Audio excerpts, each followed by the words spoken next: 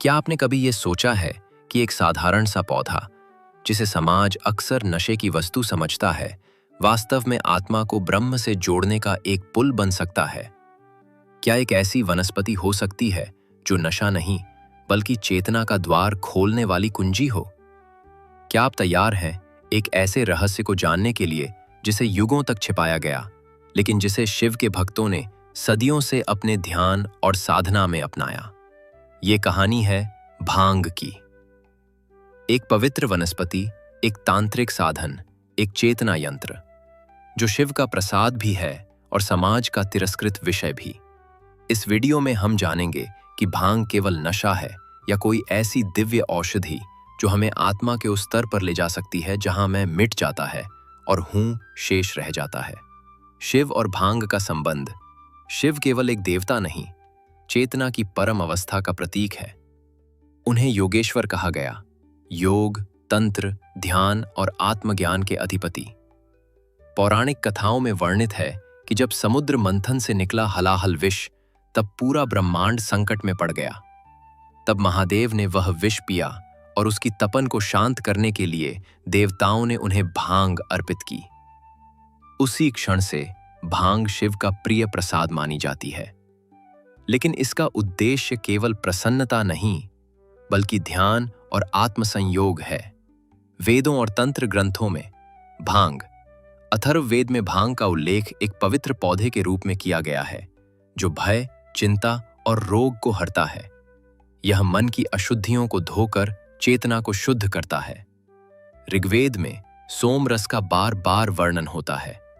कई विद्वान मानते हैं कि वह सोम रस संभवतः कोई औषधीय संयोजन था, जिसमें भांग या उससे मिलती जुलती वनस्पतियों का उपयोग होता था। तंत्र ग्रंथों में, विशेष रूप से कौल तंत्र और शिव आगम में, भांग का उपयोग साधना के दौरान विशेष प्रकार के अनुष्ठानों में किया जाता था। पंच मकारों की परंपरा में मदा का अर्थ शराब नहीं, बल्कि एक दिव्य औषधि होती थी, जो साधक को ध्यान की गहराई तक पहुंचाने का माध्यम बनती। भांग और तांत्रिक साधना। तांत्रिकों का विश्वास था कि भांग न केवल शरीर को शिथिल करती है, बल्कि मस्तिष्क के उन द्वारों को खोलती है जिन्हें सामान्य अवस्था में पार कर पाना कठिन होता है। ध्यान में जब साधक भांग का सूक्ष्म सेवन करता है, विशेषकर शिव मंत्रों के उच्चारण और मुद्राओं के साथ, तब चेतना एक उच्च आयाम में प्रवेश कर जाती है। इस अवस्था में साधक तुरीयातीत की स्थिति तक पहुंच सकता है, जहां न स्वप्न है न जागृति, केवल शुद्ध अस्तित्व है। आधुनिक विज्ञान और भांग। आधुनिक विज्ञान भी अब यह स्वीकार करने लगा है कि भांग का सीमित और नियंत्रित उपयोग मस्तिष्क की चेतना प्रणाली पर विशेष प्रभाव डालता है। इसमें मौजूद THC और CBD नामक यौगिक हमारे एंडोकैनाबिनॉइड सिस्टम पर कार्य करते हैं। यही प्रणाली भावनाओं, नींद, स्मृति और ध्यान को नियंत्रित करती है।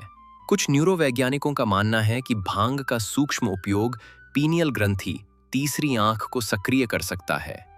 ये वही स्थान है जिसे आज्ञा चक्र कहा जाता है। ध्यान की अवस्था में जब व्यक्ति की मस्तिष्क तरंगे, थीटा और डेल्टा वेव्स गहरी हो जाती हैं, तब भांग उस स्थिति को सुगम बनाती है। लेकिन ये केवल साधक के संयमित उपयोग पर निर्भर करता है। अंतरराष्ट्रीय परंपराएं और भांग भारत ही नहीं, प्राचीन मिस्र, चीन, तिब्बत और दक्षिण अमेरिका की सभ्यताओं में भी भांग या इसी प्रकार की वनस्पतियों का उपयोग ध्यान, मृत्यु के अनुभव या आत्मिक यात्रा में किया गया है। तिब्बती लामाओं ने इसे चेतना की खिड़की कहा, तो मिस्र के पुजारियों ने इसे नेत्रलोक की यात्रा का द्वार माना। अमेरिका के शमैनिक परंपराओं में इसे आत्मा की शुद्धि का साधन बताया गया। आध्यात्मिक अनुभव और समय की अनुभूति। भांग का एक रहस्यमय प्रभाव समय की अनुभूति पर भी होता है। ये व्यक्ति को कालातीत स्थिति में ले जा सकती है, जहां साधक भूत, वर्तमान और भविष्य को एक साथ अनुभव कर सकता है। योग शास्त्रों में इस अवस्था को काल पारगमन कहा गया है, एक ऐसी स्थिति जहां साधक को लगता है कि समय ठहर गया है, फैल गया है या उसका कोई अस्तित्व ही नहीं है। अघोरी साधना और भांग। अघोरी साधु भांग को साधारण नशे की तरह नहीं लेते, बल्कि तंत्र के दक्षिण मार्ग में इसे औषधीय यंत्र के रूप में ग्रहण करते हैं। जब वे श्मशान, निर्जन घाटों या वीरानों में साधना करते हैं, तब भांग उनके लिए माया को काटने वाला यंत्र बन जाती है। लेकिन ये मार्ग अत्यंत खतरनाक होता है। केवल वही इस पर चल सकता है जिसकी साधना शुद्ध हो, भाव स्थिर हो और मन पूर्णतः नियंत्रण में हो। भांग, साधन या लक्ष्य? ये सबसे बड़ा प्रश्न है। क्या भांग आत्मज्ञान का लक्ष्य है? नहीं, भांग केवल एक सीढ़ी है, एक साधन है। ये वो यंत्र है जो साधक को प्रारंभिक अवस्था में मदद करता है, लेकिन असली साधना वहां शुरू होती है जब साधक सभी बाहरी साधनों को छोड़ देता है। जब मंत्र, यंत्र, वनस्पति सब कुछ पीछे छूट जाता है और साधक केवल मैं को मिटाकर हूं बन जाता है, वहीं आत्मज्ञान की प्राप्ति होती है। सावधानी और विवेक आवश्यक। भांग कोई मजा लेने की चीज नहीं है, यह एक औजार है और हर औजार का उपयोग सावधानी से होना चाहिए। अगर कोई व्यक्ति मानसिक रूप से अस्थिर हो, उद्देश्य भ्रमित हो या अनुशासनहीन हो, तो यह पौधा उसके लिए विष भी बन सकता है। इसलिए हमारे पूर्वजों ने स्पष्ट रूप से कहा, भांग तभी जब गुरु की देखरेख हो, साधक का मन स्थिर हो और उद्देश्य आत्मिक हो। अंतिम विचार। भांग, शिव, ध्यान और आत्मज्ञान यह कोई लोक कथा नहीं, यह एक ब्रह्मांड है, एक अंतहीन यात्रा। जब शिवरात्रि की रात को हजारों लोग भांग को प्रसाद के रूप में ग्रहण करते हैं, तो वह कोई त्योहार नहीं होता, वह चेतना की सामूहिक यात्रा होती है। प्रश्न अब यह नहीं है कि भांग सही है या गलत।